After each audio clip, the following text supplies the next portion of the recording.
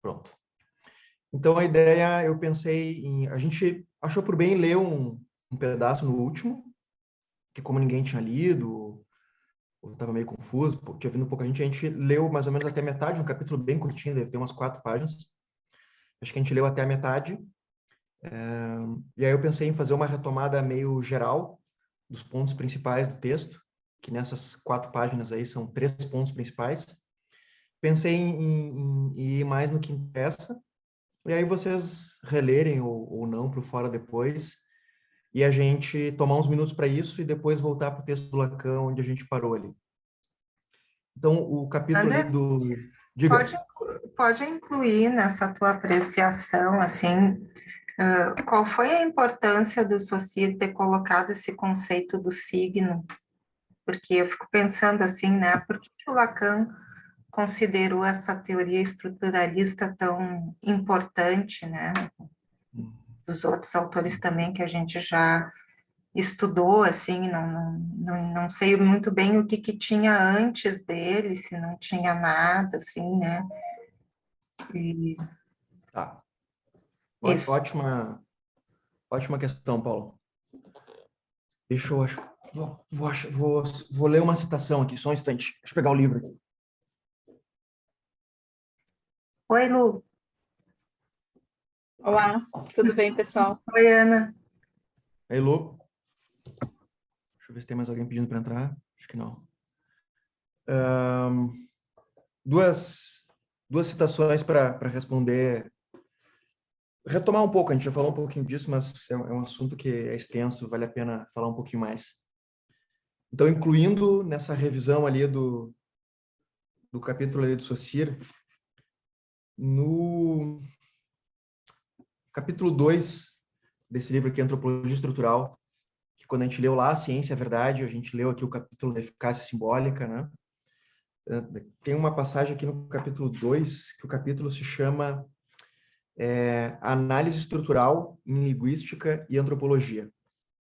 Então, o Lévi-Strauss diz o seguinte aqui, ó. Primeiro parágrafo do texto. No conjunto das ciências sociais, ao qual ela indiscutivelmente pertence, a linguística ocupa um lugar excepcional. Né? Te respondendo, né, Paula? Não é uma ciência social como as outras, mas aquela que, de longe, realizou os maiores progressos. É certamente a única que pode reivindicar o nome de ciência. Afirmação forte, né? E que conseguiu, ao mesmo tempo, formular quer dizer colocar em fórmulas, né? Um método positivo e conhecer a natureza dos fatos que lhe cabe analisar, né? Conhecer a natureza dos fatos que lhe cabe analisar quer dizer que ela definiu um objeto. Né? Definir um objeto quer dizer, então, uma ciência que seria a única dentre as ciências sociais, segundo Lévi-Strauss, que melhor definiu o seu objeto de pesquisa e formulou o método de análise desse objeto. Que no caso da linguística não é a língua, não é os idiomas, né? Mas é a linguagem, a estrutura da linguagem, né? E foi fazendo uma certa redução, que o Lacan chama de redução simbólica, no instância da letra ele usa essa expressão, nós já vamos chegar nela ali no texto, que é aquele algoritmo, que ele chamou de algoritmo, né? Significante sobre o significado, que no caso do Saussure é o contrário, né? É o significado sobre o significante. Mas a gente já vai revisar isso e também vai entender por que o Lacan inverteu. Mas quer dizer que produzir esse algoritmo é uma redução. É como tu, digamos assim, a gente vai estudar, se fôssemos químicos ou alquimistas em outra época, né? Se a gente fosse estudar as propriedades da água, né? O que a química em algum momento fez, ao chamar de H2O, é uma redução. Né? Tu vai fazendo digamos assim, uma dissecção dos elementos até chegar no elemento que dá estrutura, que no caso da química, a estrutura molecular, no caso, né? E aí tu faz uma redução disso numa fórmula. Que as ciências, na modernidade... Aí nós estamos revisitando aqui a Ciência e a Verdade, que é o primeiro texto que a gente leu aqui no grupo. mas que pelo menos a metade de vocês não estava, né? Um pouquinho mais da metade até, que é a ideia que toda ciência moderna, onde é que começa a ciência moderna, né? A partir de Descartes e de Galileu, ela vai ter uma certa saída do empirismo para fazer uma espécie de matematização do mundo, né? O Galileu até tem uma frase bem famosa, que ele diz assim: os caracteres do universo, eles estão escritos... Não, o universo está escrito em caracteres matemáticos. Quando ele vai, digamos assim, matematizar a física, né? Porque a física, então, era mais aristotélica, mais empirista, né? E aí vai ter toda a revolução científica, né, da modernidade, seria a matematização de ciências que, inclusive, eram mais empíricas, tipo a física, né? Porque a física era o quê? Experimentos para estudar os movimentos físicos, mas era tudo experimental, empírico. O Aristóteles dizia que era muito perigoso matematizar a física, que era o que o Platão lá queria fazer, porque a matemática, como ela é muito abstrata, pela abstração matemática, tu nunca iria atingir a realidade das coisas da física, do mundo físico. Então, que a matemática ela estaria mais próximo assim, da metafísica, pela abstração. E isso era uma briga entre o Aristóteles e o Platão. Digamos que da antiguidade até a Idade Média, o Aristóteles ganhou a briga e o Galileu retomou a lógica do Platão, que tu não precisava tanto de experimentos e o que importava era a dedução matemática, né? Isso Descartes tem um texto muito legal, um livro que tem no nosso Drive, que se chama Estudos de História do Pensamento Científico, do Coiré, que está lá porque esse cara foi o cara com quem o Lacan estudou epistemologia, é o cara de onde o Lacan tirou a definição que o real é impossível, etc., né? Que ele tem um texto lá que se chama Galileu e Platão, que é um texto facílimo de ler, é bem poético, assim, é maravilhoso o texto e diz melhor isso que eu estou tentando dizer para vocês. Só que, então, a ideia é que as ciências modernas tendem, após o Galileu, à matematização, né? Embora ciências, por exemplo, a neurociência, ela se pense científica porque ela seria empírica. Porque tu veria as imagens do cérebro e etc., né? As alterações anatomopatológicas, ou tu poderia, de alguma forma, acessar ou coletar os neurotransmissores e tal, né? E que isso, então, é tido como algo empírico, que é verificável de forma empírica, né? As TCCs, as neurociências, elas se relacionam muito com essa ideia. Só que isso é um tipo de ciência pré-moderno. Quem conhece e sabe um pouquinho mais de epistemologia tem essa crítica fortíssima, porque aí serão ciências mais contemporâneas, porque estariam sustentadas num pensamento empirista. Só que isso é equivocado do ponto de vista da história da ciência ou da epistemologia, que vai ser um tipo de pensamento pré-moderno, né? Então, claro, se a gente fala isso para alguém que é da TCC ou neurociência, é capaz de eles matarem a gente, né? Mas se eles lerem filosofia da ciência, epistemologia, todos os autores importantes vão dizer isso, né? Mas um pouco a parte desse debate, essa era uma das críticas à psicanálise, que o Popper fazia e que muitos outros faziam. Como ela é empírica, e o Freud escreveu sobre isso, né? Daquela jogada do, cara, você ganha, se a interpretação está errada ou não, se a interpretação é falseável ou não, né? Será que a Evelise conseguiu entrar? Eu acho que... tá entrando. O Freud até escreveu em algum texto, que eu não vou lembrar qual o nome, que criticavam ele, dizendo assim, cara, você ganha... Cara, eu ganho, coroa, você perde. Só que se alguém lembrar o que texto é, pode dizer o nome aí, porque eu não lembro. Que era o Freud tentando responder a essa crítica, né? Daí ele responde que é a associação do paciente que vai refutar ou não, né, a interpretação. Tem saídas elegantes para isso, né? Mas o Lacan, digamos assim, para responder melhor a essa crítica e para dar um status mais científico para a psicanálise ou relançar a psicanálise do debate científico, ele vai fazer, como a pergunta lá que Augusto fez, um retorno a Freud pelo estruturalismo, seja o estruturalismo da linguística ou da antropologia, por causa dessa citação aqui do Lévi-Strauss, não exatamente por causa dessa citação, mas por causa da lógica dessa citação, que seriam ciências que teriam conseguido estabelecer uma formalização, delimitando melhor esse objeto de estudo e matematizando. Matematizando aqui não tem a ver com fazer cálculo, né? Usando de uma lógica matemática, que pode ser, por exemplo, a combinatória, ou a teoria dos grafos, né? Teorias topológicas que não são teorias métricas, que não têm cálculo, mas que funcionam a partir de uma determinada lógica, né? Que é uma lógica matemática, digamos assim, né? Oi, Velise. Então, por isso que o Lacan... Tava com problema. Opa! Desculpa, eu estava com problema na internet aqui. Eu vi que tu ficou tentando entrar e ficou meio indo e voltando, mas agora parece que tá bom. Uhum. Então, por isso, Paula, para, digamos assim, ser uma coisa mais formal, né? Aí, por isso que ele pega o Saussure, porque o Saussure, a importância dele é essa, né? Ele foi o primeiro cara a fazer isso dentro do campo das ciências sociais, das ciências humanas, porque isso tinha acontecido em outras ciências, né? Digamos assim, mais exatas, ou, enfim, com maior proximidade ou uso da matemática.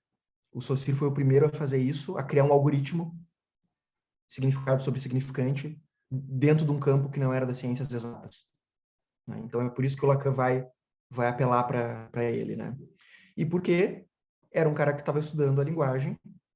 O Lacan vai dizer algumas vezes que o Freud foi uma espécie de precursor da linguística moderna, porque o Freud, mais ou menos intuitivamente, nos exemplos que ele dá, da psicopatologia da vida cotidiana e outros lá, interpretação dos sonhos. Interpretação dos sonhos, ele diz, né, o inconsciente é como uma escritura, é como uma linguagem escrita, compara com os hieroglifos egípcios, né? Então, o Freud estava tateando nisso, que, segundo Lacan, que o Freud tateou e que o Saussure formalizou. Então, ele vai reler o Freud nesse quadro de formalização do Saussure, né? Até por isso o Saussure. Que tem... mas antes ainda da gente ir no Saussure, eu queria ler aqui para vocês uma citação de um cara chamado Benveniste. Eu acho que eu já citei ele alguma vez aí para vocês. Porque tem três ou quatro linguistas que o Lacan debateu mais. O Saussure, o Jacobson, que era russo, e tem um outro russo que eu não lembro o nome, e tem esse aqui que é francês, é o Émile Benveniste. Nesse livro Problemas de Linguística Geral, tem um capítulo que se chama Natureza do Signo Linguístico, que é o mesmo nome do capítulo que a gente está lendo do Saussure. E aí uma crítica ao Saussure. E, na verdade, esse cara aqui, o Lacan, ele se apropriou, ainda tentando responder a Paula, né, do conceito de significante do Saussure. Mas, na verdade, ele concorda mais com o que o Benveniste fala sobre o significante do que o próprio Saussure. Ele vai acompanhar a crítica do Benveniste. Ele cita pouco o Benveniste, mas o Jacobson ele cita mais. O Jacobson até participava dos seminários do Lacan. Mas olhem que ele vai fazer uma crítica que depois a gente pode ver a crítica ao significante, mas eu queria mostrar para vocês uma definição que ele dá de estruturalismo, de linguística estrutural. Eu não encontrei o PDF desse livro ainda, mas quando eu encontrar eu vou botar lá no nosso drive. Ele diz assim, ó, que ele vai agora, de um apanhado todo histórico que ele fez da linguística, ele vai extrair uma conclusão dizendo quais são os traços principais que podem constituir uma definição de linguística estrutural. Daí ele diz assim: o princípio fundamental é que a língua constitui um sistema, do qual todas as partes são unidas por uma relação de solidariedade e de dependência. Esse sistema organiza unidades, que são os signos, o signo aí do Saussure, são signos articulados. que se diferenciam e se delimitam mutuamente. A doutrina estruturalista ensina a predominância do sistema sobre os elementos. Quer dizer, os elementos isolados não interessam, né? O que interessa é o jogo, é as relações entre os elementos. Se vocês querem visualizar a influência disso no Lacan, é só pensar, por exemplo, nos matemas do discurso ou no grafo do desejo. Tem lugares determinados e as setas, né, as orientações do grafo, determinam quais as relações entre esses elementos. E essas relações entre esses elementos é que dão, por exemplo, a posição do desejo, a posição do sujeito e etc. Né? Então, é essa influência aqui que o Lacan vai aproveitar, que é bem diferente dos esquemas do Freud. Né? A doutrina estruturalista ensina a predominância do sistema sobre os elementos. Inclusive, por isso que no Lacan os elementos trocam de lugar, mas os lugares se mantêm fixos. Né? Porque isso é o que dá a estrutura do sistema. Visa destacar a estrutura do sistema através das relações dos elementos, tanto na cadeia falada, como nos paradigmas formais. E mostra o caráter orgânico das mudanças às quais a língua é submetida. Então, é toda essa definição e esse estudo da estrutura da língua, das leis gerais da língua, especialmente da questão dos fonemas, que é uma coisa que o Saussure estudou muito nesse curso de linguística geral, que a importância ali é o conceito de signo linguístico, né? Que é o significado significante, e o estudo dos fonemas. É os duas principais coisas que o Saussure contribuiu nesse livro aqui. Ou pelo menos as duas principais para o Lacan, né? Para a linguística, talvez, mas no recorte do Lacan seriam esses dois, né? Então, tudo isso, apesar do Freud dar toda uma ênfase na palavra, etc., né? Não tinha essas pesquisas, essas definições todas que o Lacan já tem, né? Tá, vamos para o Saussure, né? Então, o que é o signo linguístico, né? Que a Paula ali retomou. Tô falando pra caramba, né? Alguém quer colocar uma pergunta disso que eu falei? Eu tô meio... Botei a quinta e só fui, né? Vou fazer uma pausa para ver se vocês querem dizer alguma coisa. Ou se fica claro, se podemos ir seguindo. Tá, então vamos embora. Que bom, depois quem quiser ver as imagens, assiste a gravação lá ou pega aí no PDF do Saussure, né? O que ele define o signo linguístico, né? O signo linguístico, ele é a relação, né? O estruturalismo sempre vai ser uma questão de relação entre uma imagem acústica, quer dizer, não é bem a palavra, né? É o som de uma palavra. Isso é diferente, né, da palavra em si, mas é o som de uma palavra, que vai ser o significante, né? E a sua relação com um conceito. Aí vocês veem que a gente falou um pouco disso no anterior, né? Não é uma coisa e o seu nome. Não é uma representação de coisa e uma representação palavra, né? Como é no Freud. Porque o Freud, e aí eu acho que o Lacan está certo em dizer que ele é uma espécie de precursor, né, da linguística, porque essa linguística antes do Saussure, ela é muito nominalista. É como se a linguagem fosse uma lista de nomes para as coisas. E de forma arbitrária e tal, né? Qual é a diferença aqui, né? É porque é entre o conceito, a ideia, por exemplo, do que é uma webcam, conceito de webcam, ideia de webcam, o conceito mental, a representação mental de webcam que a gente tem, um conceito, né? Ou pode ser um conceito de cachorro, é um mamífero com 4 patas e etc., né? Pelos. É o conceito de cachorro e o som cachorro. E esse som é o que ele chama de imagem acústica, né? O conceito é o significado e a imagem acústica é o significante. Vocês veem que não se refere ao cachorro em si. É o som de cachorro e o conceito de cachorro. Mas não tem referência à coisa nomeada. É diferente então, quer dizer assim, já não é uma teoria linguística nominalista. Isso o Lacan achou do caralho e pensou, isso aqui é mais complexo, mais profundo, tem mais a ver com a estrutura da linguagem, de certa forma supera a teoria lá mais nominalista, mais antiga do Freud.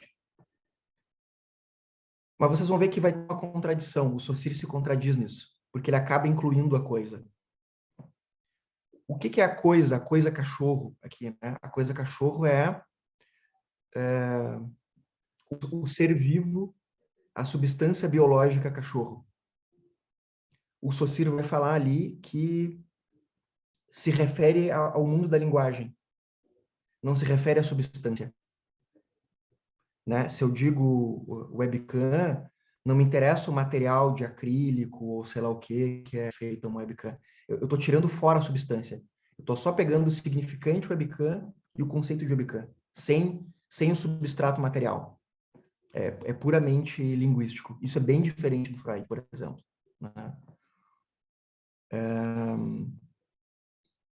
Bom, e aí então isso é o signo linguístico, né? Que foi uma teoria revolucionária na linguística por não ser nominalista e por, digamos assim, dessubstancializar o estudo da linguagem. Tinham outras linhas da linguística que estudavam assim a evolução histórica das línguas, que também não é o caso do Saussure aqui, né? Ele vai estudar estruturas mais básicas, inclusive daí os fonemas. Ele vai ter uma relação entre fonema e o significante. Mas isso é uma outra história que a gente não precisa se apegar agora. E daí ele vai dizer, então, que o significado está sobre o significante, né? Daí ele desenha uma seta para cima e uma seta para baixo, e um círculo, que quer dizer que o significado e o significante eles se determinam mutuamente. O Lacan, no algoritmo do Lacan, ele vai apagar as setas e o círculo para dizer que eles não se definem mutuamente. Mas aí nós vamos... Diga. Não, eu queria saber, assim, qual é a importância de um estar em cima e o outro estar embaixo. Né? No Saussure, o significante está em cima? Significado está em cima? Significado em cima. Significado em cima. Quem está em cima é a dominante. Né? Ah. O dominante é o significado. O significado prevalece em relação ao significante. Essa é a ideia no Saussure. O Lacan vai dizer o contrário. O significante prevalece em relação ao significado. Importa mais o significante do que o significado. Mas por que um está em cima e o outro embaixo? Por isso, né? E porque a barra, ela, digamos assim, ela é para criar uma diferenciação, para delimitar que existe uma distância, uma diferença entre um e outro, né? Entre o conceito e a representação ou o som do conceito. Só que igual eles têm determinação mútua. Tem diferença, mas tem determinação mútua. O Lacan vai dizer que tem diferença, mas que não tem determinação mútua. Por isso que o significante ele não significa nada em si mesmo. No Saussure, o significante tem um significado. Boi, esse som, boi, ele dá esse exemplo no livro, né? Significa um determinado conceito desse mamífero aí e tal, né? O Lacan vai dizer que não, que o significante em si mesmo, ele é vazio. Ele não tem significado. Por isso que o Lacan botou o significante para cima da barra. Aí o Lacan vai apagar as setas do lado para dizer que ele não passa da barra. O significante não produz, não tem significado. Mas ele vai se articular com algum outro significante que está do lado de cima da barra. E com mais outro, com mais outro, com mais outro. Então isso vai ser a cadeia significante, que está separada do significado. E aí é a filha da putice do Lacan, que era um gênio do mal, né? Por isso que ele diz que um significante é aquilo que representa um sujeito perante outro significante. Vocês veem que está muito articulado o pensamento dele. Porque se não tem significado, só pode representar diante de outro significante. Então, a cadeia significante vai ter um efeito de significação, mas nada tem significado em si. E por que está esvaziado de significado? é que eu posso fazer operações do tipo, a mulher falou Gestapo. Gestapo significa o quê? Polícia nazista. Como não tem significado, eu posso botar um outro significante, Gestapo. Gestapo, Gestapo produz uma outra significação. A É isso. palavra teria um significado, mas o Mas o significante significante não. não teria um significado. As palavras têm significado, né? O dicionário é isso, né? É o significado das palavras. Mas o significante não tem significado fixo no Lacan, no Saussure tinha. Então vocês veem que ele pegou esse termo do Saussure porque ele achou que era melhor que a representação palavra do Freud e achou que era melhor que a linguística histórica ou nominalista, mas igual ele inverteu o conceito de Saussure. O Lacan supera o Saussure nesse sentido, né? E aí tem outros caras, tipo Jacobson e vários outros aí, Benveniste, que também criticaram coisas do Saussure. E nesse caso, o Lacan tem até mais influência do Jacobson e do Benveniste do que do próprio Saussure. Ele usa mais esses outros autores do que o próprio Saussure. Ele usou o termo significante num sentido diferente do Saussure. Então vocês vão ver um monte de lacaniano falando, para entender o significante do Lacan tem que ler o Saussure. Nada a ver. O significante do Saussure é o contrário do que o Lacan fala. Então, assim, isso é meio uma lorota aí que eu queria tentar desfazer com vocês e tal, né? Mas só para avançar mais nisso, hoje está sendo meio aula, né? Eu tô dando palestra e tá aqui e tal, né? Mas eu acho que é Sandra, importante assim, acho... esclarecer. Diga, Lu. Mas acho que é muito importante, assim, e o fundamental, o fundamental instrumento clínico que é isso, né? Se a gente pensa que é uma cadeia de significantes, e se a gente entende que significante é isso, né? Que é vazio, que não... Ou seja, a gente não escuta significados, né? Mas o quanto que clinicamente isso é difícil, né? Inclusive, a nossa própria resistência, né? De que a gente vai construindo... a dificuldade de escutar significantes e não palavras, né? Porque a gente vai escutando e daqui a pouco a gente já vai remetendo aos nossos próprios significados, enfim, né? Mas não é disso que se trata, né? É isso aí, exatamente isso, né? Para tentar ir na raiz da coisa, até porque se a gente lê o Saussure, então isso que é o significante, para o Lacan, não é. Então a gente tá lendo o Lacan errado, vamos dizer assim, né? E o principal, clinicamente... Tava escutando uma pessoa essa semana e que ele chegava assim, não, porque eu sou uma casca, é um vazio, por dentro é só vazio e não sei o quê. E aí vai a sessão e daqui a pouco, né? Daí eles não tem conteúdo, né? Eu sinto que não tem conteúdo, é só vazio, não tem conteúdo, vai a sessão, daqui a pouco ele traz um sonho, aí no sonho, lá num detalhe escamoteado no sonho, ele diz, não, mas o conteúdo era uma coisa assim, era a criança machucada. Então, não tem conteúdo, o conteúdo é a criança machucada, né? Então, aparece, né? Mas isso surge, né? Brota nessa associação de significantes, assim. Isso, e até agora tu falou isso, eu lembrei de um exemplo que eu dei esses dias, né, da analista que interpretou, se tu assaltava, comia comida de noite, é porque tu não comia tua mulher, né? Mas isso é um significado da analista. Isso não tinha nada a ver com o texto do paciente. Então, quer dizer, isso é muito diferente do Freud, né? Porque no Freud as palavras têm significados. É claro que se usa a lógica do Freud, é claro que o lacaniano também vai poder usar tiradinhas de duplo sentido, né? Mas o significante não é isso. O significante ele é vazio de significado, né? E isso, né? É bom ser chato nisso para a gente realmente ler o Instância da Letra e entender o que o Lacan de fato tá falando, porque senão a gente equivale ao Freud ou equivale ao Saussure, e aí clinicamente não tem inovação. Mas o Lacan propõe uma inovação clínica com um conceito de significante diferente, né? Que é bem isso que tu falou, né, Lu? Então, desculpe a palestra e a emoção, mas eu acho que nisso a gente tem que ser meio chato, meio rigoroso, assim, e tal, né? Mas, Sander, quando a Diga. gente lê, por exemplo, né, o Signorelli lá, a interpretação que o Freud faz ali não tem a ver com essa ideia dos significantes? Tem, e o Lacan vai dizer que tem. O Lacan vai trabalhar o seminário 5, metade do seminário 5 é sobre o exemplo do Signorelli. Só que o Freud está trabalhando com a ideia de palavras, e o Lacan meio que vai dizer assim que a lógica do Freud está certa, mas ele chega na conclusão errada. Está certa por quê? Porque, por exemplo, Botticelli, lá, o Freud faz o quê? Ele pegou o bo, que é um puro som, é uma imagem acústica, um fonema, e ligou com outro fonema de Boltráfio, Bósnia-Herzegovina, né? E por aí vai. Signore em italiano, que em alemão é Herr de Herzegovina, né? Então, ele vai... Essa lógica de escutar os sons esvaziando o significado, o Freud deu esse primeiro passo.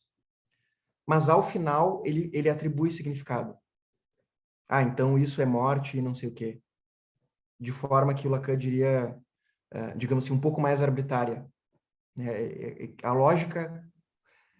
Por isso que ele diz que ali o Freud está tateando com essa ideia, mas ele não tem o conceito de significante. Mas ele ainda. está Oi, Ana. Ele está atribuindo significado ao próprio esquecimento, não? Sim, mas ele acaba... seria uma discussão mais longa, assim, mas é que, digamos assim, em algum momento, ele equivale tal palavra a morte e outra a sexo, né? E que aí é como se fosse dar significado que seria diferente de dar significação. Porque daí a questão dessa cadeia significante para o Lacan seria extrair um sujeito, né? Mas sujeito no sentido lá que a gente tem visto, de tema e etc., e não necessariamente um significado. E aí ele vai ter uma pitadinha de crítica que o Freud meio que antecipou um pouco o significado. Por exemplo, porque ele não escutou que Signorelli começa com Sig, que é o nome dele, né? Entre outras coisas, porque dele teria atribuído um significado muito rápido e teria, digamos assim, perdido coisas que dariam uma certa posição de sujeito, né? Inclusive esse fonema do nome próprio dele. Isso é uma crítica do Lacan, né? A gente pode concordar ou não, né? Eu também não tô dando uma de advogado do diabo aqui, né? Diga, Ana. Não, mas provavelmente por estar fazendo uma autoanálise a respeito desse esquecimento. Então, sim, ele não viu tudo, enfim, mas acho que ele não tinha outro caminho que não atribuir significados, os seus. Né? Não fazer isso de forma universal, mas os seus. Não, acho que sim, e o Lacan reconhece isso também, né? Ele diz assim que, enfim, era o momento heróico do Freud e tal. Ele diz, o Freud ainda não tinha o Saussure, por isso que ele chega nessa conclusão, que, digamos assim, se tivesse o Saussure, poderia ter chegado em outra, né? Mas ele diz, é nesse ponto, inclusive, que ele diz que o Freud é uma espécie de precursor da linguística. Porque ele já estava fazendo ali, de uma forma menos formal, aquilo que os linguistas iam fazer à frente, né? Por outro lado, em algum momento, Lacan também vai dizer que o Freud se desviou dessa descoberta. Ele diz que o Freud da segunda tópica é um Freud que deixou escorrer pelo meio dos dedos essa descoberta que ele estava tendo na interpretação dos sonhos, nos xistes e na psicopatologia da vida cotidiana. Que era esse Freud, digamos assim, mais linguageiro, mais linguístico, mais centrado na linguagem. E que aí depois ele vai para a questão mais das tópicas, do eu e tal. E aí nesse momento, pulsão de morte, que o Lacan também tem bastante crítica a esse conceito, aí ele vai dizer que a partir ali da chamada virada dos anos 20, o Freud se desviou, resistiu à própria descoberta que ele fez da relação entre o desejo e a linguagem. Podemos concordar ou não com o Lacan, né? Mas o Lacan diz isso do Freud. Mas, Sandra, isso que tu fez agora, né? Quando tu diz que outro significado possível seria o si do Sigmund, né? Do nome dele. Esse não seria o papel do analista do Freud, assim, do analista na seção, oferecer outros significados possíveis para uma cadeia significante. qual seria o papel, né? Porque vocês falaram um pouco disso antes e eu não consigo entender onde é que nós entramos e como nós entramos, se não for para levantar uma outra hipótese que, no fim das contas, só remeteria a essa mesma cadeia, né? A gente tem que se escapar disso e como se escapar disso, né? Sim. Vocês estão foda hoje, hein? As perguntas casca Entramos com o desejo todas. do analista. Todas. Só para complicar, Sander, agora. Todas estão casca grossíssima, né? Bom, como é mais grupo de leitura do que seminário, eu vou meio aceitar a metralhação sem devolver muito, assim, né? Eu vou só dizer o que eu penso. Mas vocês podem também dizer o que pensam, né? Assim, é que aí a gente não necessariamente... É que aí o que a gente teria que ver, eu acho que o principal que está em cima da mesa é a diferença entre significado e significação. Tem um exemplo que eu já usei, que a Lu gostou muito uma vez, e como a Lu é bem crítica, eu vou confiar no senso crítico dela e vou usar esse exemplo de novo. Até tu estava junto, né, Augusto? Foi na vez que a gente falou lá que eu disse que a psicanálise não é a cura pelo amor e tal, né? Em algum momento eu dei um exemplo de uma analisante que, como se ela tivesse um significante mestre ali, né? Que era a gorda. Eu até não contei isso no caso, né? Mas que a mãe dela passou a vida dizendo, tu tem que ser magra. Se a gente fosse fazer uma leitura lacaniana disso, né? Bom, tem toda a questão da demanda e desejo, mas eu nem vou entrar nisso, nem vou entrar nisso, mas só para dizer assim, que se eu digo, tu tem que ser magra, a conclusão é, eu não sou magra, eu tenho que ser. Tem todo o problema do ser, do sujeito aqui, mas sem entrar muito nisso, só a ideia de que esse mandamento, tu tem que ser magra, volta invertido e significa eu sou gorda. E eu sou gorda virou uma identidade lá, tal, para essa pessoa, para essa analisante. Aí, tudo na vida girava em torno disso. Né? A roupa que ia comprar, se ia transar de luz acesa ou apagada, se podia dançar ou não, porque daí se ela dançasse ia ser a bailarina gorda, tudo era meio em torno disso. Né? E aí tinha um lance que a mãe dela era adotada, e ela não sabia se ela se assumia parda ou negra. A mãe tinha um fenótipo branco, mas a mãe era adotada e ela era e ela era morena. Ela se dizia morena, assim, né? Mas sem saber se podia se assumir negra ou parda ou qualquer coisa do gênero. Só que aí o significante gorda, é o que sustentava a filiação. Porque a mãe também era gorda, daí a mãe dizia que ela tinha que ser magra, mas dizer que ser magra invertida é a mesma coisa dizer que tem que ser gorda. A filiação se sustentava nesse significante gorda. E aí um dia, numa sessão, ela diz, não sei o quê, porque eu sou porda.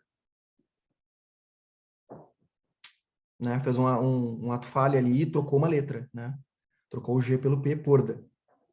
E aí eu troquei mais uma letra e disse, então tu é parda. Eu nem disse então tu é, eu só disse parda. Ela falou porda e eu falei parda. Então vocês veem que tem essas trocas aí significantes, né? Todo o problema do ser, da identidade, etc., né? Mas a gente faz essa transformação. Só que aqui, se eu tivesse dito, então tu é tal coisa, eu teria dado significado. Porque quando, digamos assim, sei lá, a Dora mexe lá na niqueleira dela e o Freud diz, isso significa masturbação. Isso é diferente da lógica significante, que a gente está atribuindo significado. Que é diferente de significação. Porque a significação, digamos assim, ela é a articulação dos significantes e ela vai produzir uma significação. Mas não é bem que o analista atribuiu o significado. Porque daí, nesse caso, por exemplo, que ela disse porda e eu disse parda, ela chorou. E começou a falar um monte de coisa daí sobre a questão da mãe ser adotada, dela achar que que era negra e um monte de coisa, e a partir daquele momento ela se assumiu parda e teve um significativo emagrecimento. Mas eu não... Vocês veem que isso... Só que daí vamos pensar na chamada posição de sujeito ali, em termos da filiação, né? É como... Porque daí a interpretação, ela pode ser uma torção do significado, ela pode ser uma espécie de enigma, porque daí para onde aquilo vai levar, que significado aquilo vai ter, não é bem a missão da interpretação do analista. O significado que vai ter é construído na cadeia significante, construído pela pessoa, sei lá eu por quem, pelo discurso, né? A gente não traduz significado. A gente articularia significantes que produzem e mudam as significações. Por exemplo, mudou a significação da filiação dela. Eu não sei se eu consigo me fazer claro, assim, não sei se vocês acompanham. Eu fiquei pensando o que o Lacan falaria daquilo que a gente estuda nos seminários de técnica, das interpretações completas, que juntam a infância com o momento atual, com não sei o quê, com a analista na transferência, mas não sei o quê. Acho que ele ia... Eu estou pensando o tempo todo sobre contra-transferência. Que lá que eu penso sobre contra-transferência, eu fico pensando também na linha, assim, né, do que a Paula disse. Uhum. Porque... Pode seguir. Não, mas era isso. Não, eu ia contribuir com a dificuldade, dizer que eu tenho me perguntado sobre a construção. Como é que fica a ideia de construção numa clínica lacaniana? Eu nem sei se tem, né? É uma boa pergunta. Eu não sei dizer. Eu não Porque eu lembro acho de que toda a história que a gente aprende é de atribuir um significado, né? Ressignificar. É um termo isso, atribuir um clássico, novo assim, significado, né? ressignificar, Atribuir né? um novo significado, né? Não sei se eu acompanhei toda a ideia, né, do que seria a significação e não o significado, né? Mas o significado consigo entender um pouco mais o que seria, né? Vamos dizer assim, tu é assim porque... Ou quando o analisando mesmo se diz, eu sou assim porque na infância sofri assim, minha mãe fazia assim, o pai fazia assado, e que não tem efeito de mudança esse tipo de intervenção. Que não tem efeito de mudança. Essa que é a treta, é por isso que o Lacan tenta cutucar isso, né? Eu não sei se tem construção. Eu realmente nunca pensei sobre isso, Ana. Eu acho que deixou pensativo. Eu não sei onde é que teria isso no Lacan. Eu sei o que ele diz sobre uma construção do Freud. Ele diz que a insistência da construção do Freud da cena primária deixou o Homem dos Lobos louco. Ele diz isso no Seminário 1 e em outros lugares, que a insistência do Freud na construção foi o que psicotizou o Homem dos Lobos. Eu nem sei se eu concordo com isso. Eu pensaria que foi uma outra coisa que psicotizou, mas também não vou dizer, isso a gente conversa outro dia. Mas isso é uma coisa que ele comenta, mas a única referência que eu teria, assim, nunca pensei sobre esse assunto, é uma boa pergunta. E sobre a contra-transferência, ele é muito claro, né? No Seminário 5, ele tem uma lição exclusivamente sobre isso. Ele fala isso no comentário dele do caso do Dória, intervenção sobre a transferência. Fala do Seminário 23, fala em vários lugares. Mas no Intervenção sobre a Transferência, que é um texto de 51 que está nos escritos, eu acho que é a melhor definição, que ele diz assim: a contra-transferência é os preconceitos, a falta de informação e o prejuízo do analista. A definição meio super contundente, meio não, né? Super contundente, né? Que ele complementa lá no Seminário 5, mas é um pouco assim, né? E tem uma merda que o Lacan fala sobre isso também. Vamos fazer uma crítica ao Lacan aí, só para não ficar passando pano para ele também. Tem uma ocasião, eu não sei qual é das analistas, mas era do Círculo da Klein, não é a Paula Reimann, que é que falou sobre a contra-transferência, né? Em 49. É uma outra analista, Susan Isaacs, talvez, mas que diz assim que teríamos que levar em conta o que sentimos na condução das análises, mas não é a Paula Reimann. Aí o Lacan faz uma piada machista escrota que é assim: não me admira o conceito de contra-transferência via da escola inglesa, porque as mulheres da escola inglesa queriam que o que elas sentem fosse levado em consideração. Né? Então, é uma ideia do Lacan que a gente pode pegar e jogar no lixo, né? É o Lacan, um comentário totalmente injustificado do Lacan, né? Piadinha de mau gosto. Mas porque isso é só um comentário de mau gosto, né? Não é conceitual. Mas conceitual, o que ele fala é que se tu sente, o conceito de sentimento é tu sentir, quem sente é o ego. O sentimento, ele sempre é consciente. O Freud já tinha discutido isso, né? Não pode existir sentimento inconsciente de culpa, porque não existe sentimento inconsciente. Então, a contratransferência, se tu sentiu algo, não é da ordem do inconsciente. Quer dizer, se a transferência é inconsciente e a contratransferência seria a contrapartida inconsciente do analista, não pode ser baseado no sentimento. Porque o sentimento é consciente, é do ego. Então, freudianamente, seria impossível. Aí o Freud fala 2 vezes sobre contratransferência. Em uma delas, ele remete para a análise do analista. E o Lacan meio que também diz que a contratransferência poderia ser a análise do analista. Para que... Só que ele diz que a contratransferência, nesse sentido da instrumentalização, etc., né? Ou a contratransferência do Freud, no caso Dora, ele fala bastante, está baseada nos preconceitos, por exemplo, no caso Dora, que o Freud tinha sobre o que é ser mulher e sobre o que é ser homem.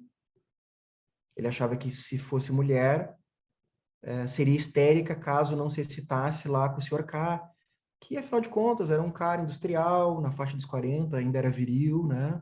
Que era histeria da Dora, aos 15 anos, não querer ceder ao assédio do Sr. K. Diz, isso é preconceito do Freud, isso é o machismo do Freud. Então, a contratransferência é a falta de informação e o prejuízo e os preconceitos do analista, né? Então, o Lacan é bem categórico, né? Não que ele não inclua o analista na transferência. Aí tem a transferência do analista, o desejo do analista, aí, que a Lu citou. Aí tem o analista é super implicado na cena, no Lacan, mas não por esse conceito aí de contratransferência, né? Tu não acha que ou vocês não acham, né? Vamos deixar tudo para o Sander, que é um diálogo difícil de fazer, críticas difíceis de fazer, se considerar que o objeto, né, dos lacanianos, vamos dizer assim, é a linguagem, né, é o sujeito da linguagem, né, e pensar que o objeto, em outras teorias, é o indivíduo, assim, né, enquanto que são conversas difíceis de acontecer, porque não se trata exatamente do mesmo objeto, assim. Não sei se eu me fiz entender. Sim, eu só não sei se eu concordaria que o objeto é o indivíduo, né? Nas outras teorias. Eu não sei se o Freud compartimentou, né? Pensando que, aliás, acho que não, né? Quando ele considera a pulsão de morte outras coisas, ele está falando dos indivíduos, né? Ele não está falando só da linguagem. Me parece assim que tudo que tu vem trazendo é que a teoria lacaniana ela fica baseada, né, nessa questão do inconsciente estruturado como uma linguagem. Eu acho que as outras teorias elas têm não é exatamente da mesma coisa que se trata. Não, acho que sim. Isso eu concordo. Eu só acho que no Freud talvez o objeto seria o inconsciente. Na Klein, eu Bem, acho mas que não consciente estruturado, é um outro inconsciente. o inconsciente, né? Que é de um indivíduo, né? E que não é um inconsciente discurso. Isso sim. É que todo psicanalista aí desses grandões queria ser o mais psicanalista de todos, né? Então, acho que tem um pouco disso, assim, acho que acho que ele pensa que a proposta dele é melhor ou mais rigorosa ou mais sofisticada do que as outras, né? Porque ele está no embate com as outras teorias, né? E as outras Mas não teorias sei se, eventualmente por exemplo, ele teve mais sucesso na sua clínica por isso, né, ou que outro, ou se tem como comparar, né, as diferentes teorias em termos do efeito na vida das pessoas, né. Acho que todos têm, e a gente sente, todo mundo que estuda psicanálise ou é psicanalista vê algum tipo, né, de encaminhamento na sua clínica, senão já teria fechado, né? Isso nas diferentes teorias, assim, né? Então, eu fico pensando, assim, que são críticas feitas, mas tem toda uma estrutura que é diferente, que às vezes é difícil tu tomar, né, algo e dizer assim, não, isso é do imaginário, quando tu está tratando de objetos diferentes de estudo, né? Sim. Não, é um ponto bem interessante o teu. O meu contraponto seria só essa partezinha final, né, de se... Bom, se teria como medir, né? Até tem uns estudos aí, né? O Dunker tem uns vídeos lá sobre psicanálise e ciência, que tem uns artigos de meta-análise lá, que estudam a eficácia da psicanálise, ou até de linhas diferentes de psicoterapia psicanalítica, né? Mas tem só em inglês e tal, mas é interessante ler. Que tenta medir a eficácia propriamente clínica, né? Eu penso que, não sei, estou tentando pensar o que será que poderia responder teoricamente do ponto de vista do Lacan, né? Claro que ideal, se a gente pudesse perguntar para ele, né? O que ele ia...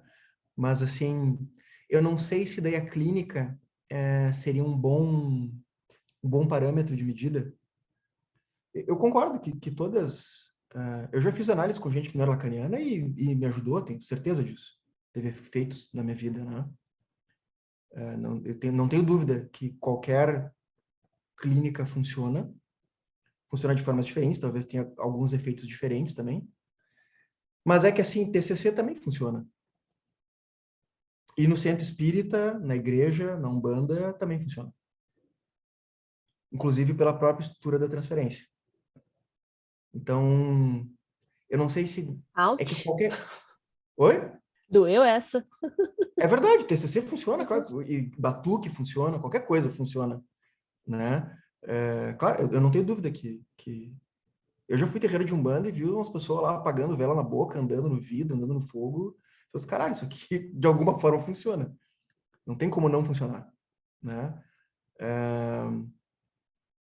Só que... Então, por isso que eu acho que seria difícil usar esse parâmetro, porque qualquer coisa que esteja, assim, montada pela transferência tende a funcionar, né? Eu ia falar uma outra coisa que parecia interessante, mas agora me fugiu. Sim, mas se a sustentação é na transferência somente, ela não se mantém, né? Vamos dizer assim, as Tá. Lembrei que eu ia dizer. Daí, talvez o que seria, assim, digamos, existem critérios epistemológicos para discutir se uma teoria é mais válida, mais rigorosa, ou menos válida ou menos rigorosa do que outra. E isso o Lacan tenta fazer. O Lacan tenta dizer que a teoria dele é a que mais se adequa ao objeto da psicanálise e ao dispositivo da psicanálise. Por isso que ele bate na tecla da linguagem. Porque daí tem o Saussure, que nós estamos lendo aqui, ele vai trazer coisas do Saussure que se encaixam muito bem com a topologia, né? E isso daria um status científico mais robusto para a teoria dele. E ele diz, né, claro, puxando a brasa para o passado dele, que a teoria dele estaria melhor justificada do que as outras, porque as outras não teriam feito aquilo que o Lévi-Strauss disse que o Saussure fez, que é a formalização da teoria por articulações lógicas, por debates com outras teorias, por formalização dos conceitos, etc., né? Que em outras teorias, por exemplo, da Klein, isso seria muito pobre. Então, o Lacan usaria mais esse critério, né, do que o critério clínico. Inclusive, ele diz que a clínica funciona e tal, né? Que ele diz que a clínica da Klein com crianças funciona. Ele nunca disse que não funcionava. Ele diz que está mal formulada. É diferente, né?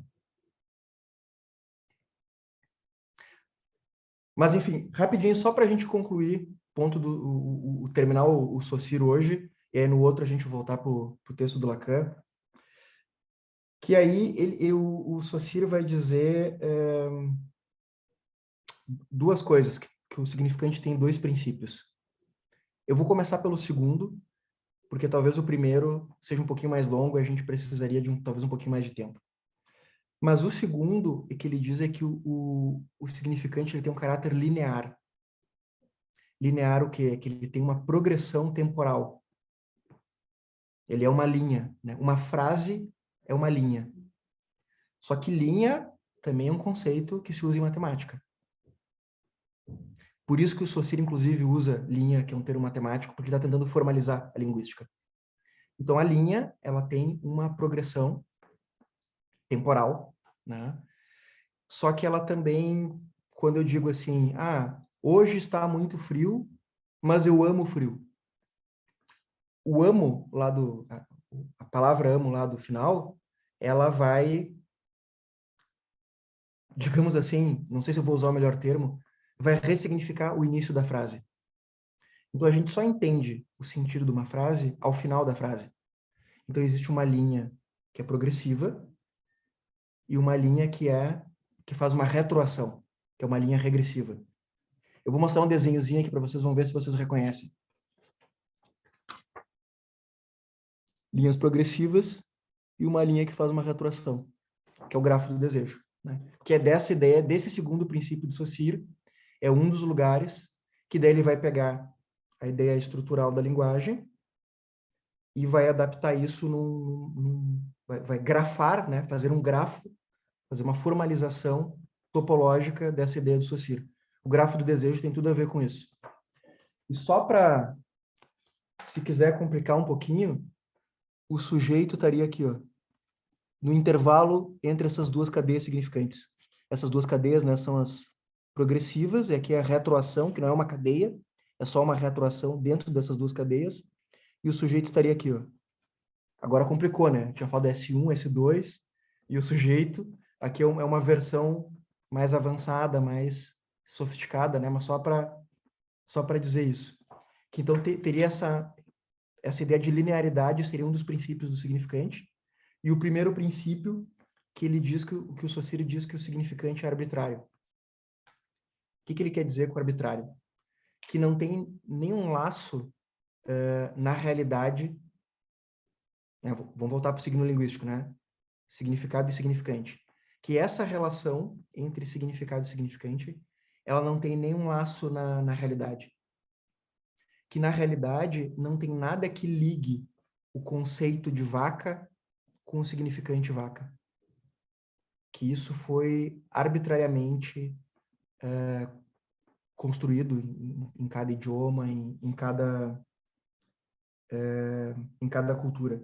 Né? Ele vai dizer que o significante, agora eu estou colando aqui, que o significante é imotivado. Que essa relação entre significado e significante é imotivada. Ela não tem... O Lacan já não concorda. Esse segundo princípio o Lacan adotou, e esse primeiro princípio o Lacan não adotou. Ele não acredita que o significante seja arbitrário. Aí, por que o significante não é arbitrário? Eu vou ler uns 3 parágrafos aqui do Benveniste, que aí é porque que o significante não é arbitrário. Só deixa eu achar aqui a citação.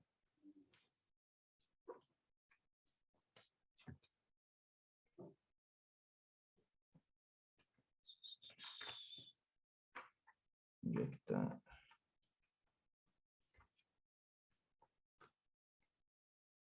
Aqui, ó. Não sonhamos em discutir essa conclusão em nome de outros princípios ou partindo de definições diferentes. Ele está falando do significante do Saussure. Trata-se de saber se é coerente e se é admitida a bipartição do signo em significante e significado. Se é coerente, ele está duvidando da coerência, né? Se deve, em consequência, caracterizar o signo como arbitrário. Acabamos de ver que Saussure toma o signo linguístico como constituído por um significante e um significado. Ora, isto é o essencial. Ele entende por significado o conceito. Declara literalmente, ele cita, página 100 do Saussure, o signo linguístico une não uma coisa e um nome, como eu falei antes, né? Mas um conceito e uma imagem acústica.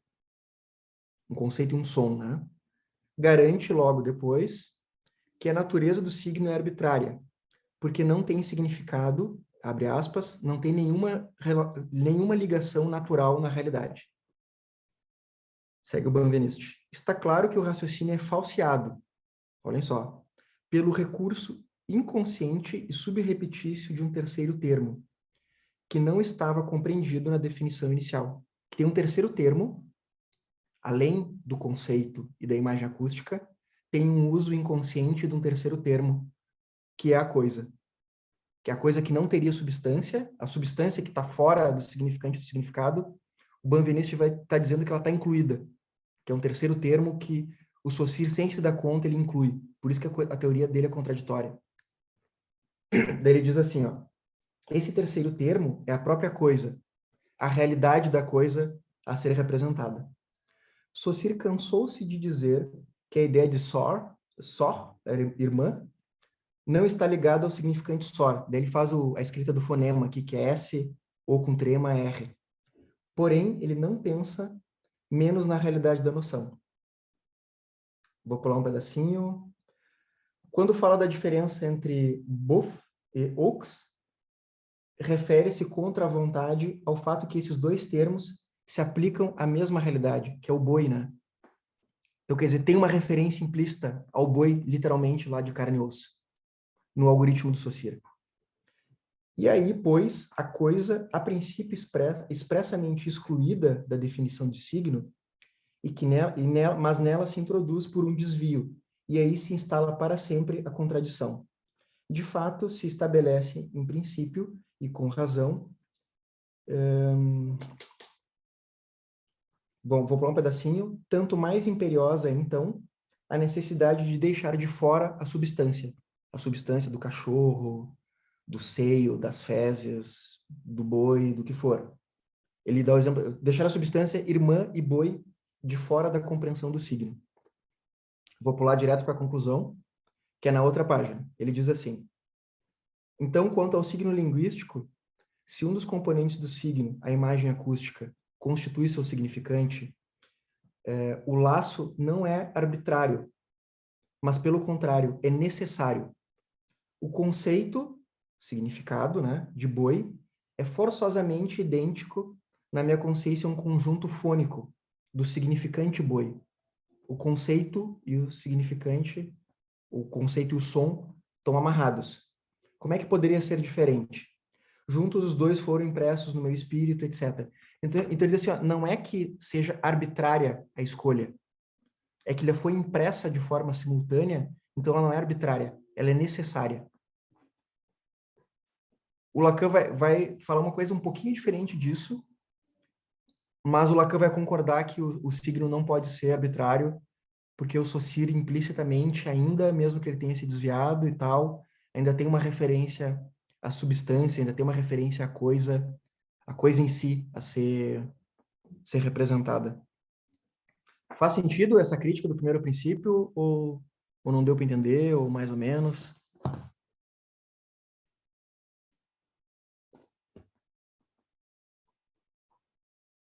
Mais ou menos?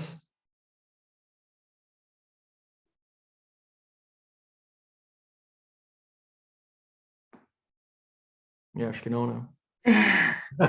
Estou pensando qual é o primeiro princípio. Não, esse é o primeiro, né? O segundo é a linearidade, que o Lacan toma e usa lá no gráfico do desejo, tá tudo certo. O primeiro é o conceito de signo linguístico, que a gente viu ali porque que o Lacan inverteu, né? Porque o significante, para o Lacan, não tem relação com o significado, e para o Saussure é uma determinação mútua. Tem o segundo princípio, que é a linearidade, que o Lacan diz que está tudo ok.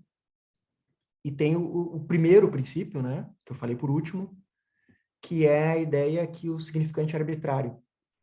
Porque nada, na realidade, junta o conceito de boi com o som de boi. Que isso arbitrariamente a gente determinou que é assim. Só que o Benveniste vai dizer, não é que isso é arbitrário, isso é necessário. Porque, na verdade, o Saussure está quando ele diz que, na realidade, não tem ligação entre boi, o significante boi e a coisa boi, ele não está mais falando do conceito. Ele está falando da imagem acústica e da coisa em si. E que isso é uma contradição da teoria do Saussure.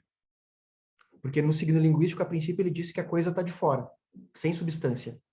Mas quando ele dá esse exemplo e diz que, na realidade, o boi real, não tem, real com letra minúscula, não com R maiúsculo, que o boi de carne e osso não tem a ver com conceito, que essa ligação for arbitrária, ele está falando do significante e do boi de carne e osso.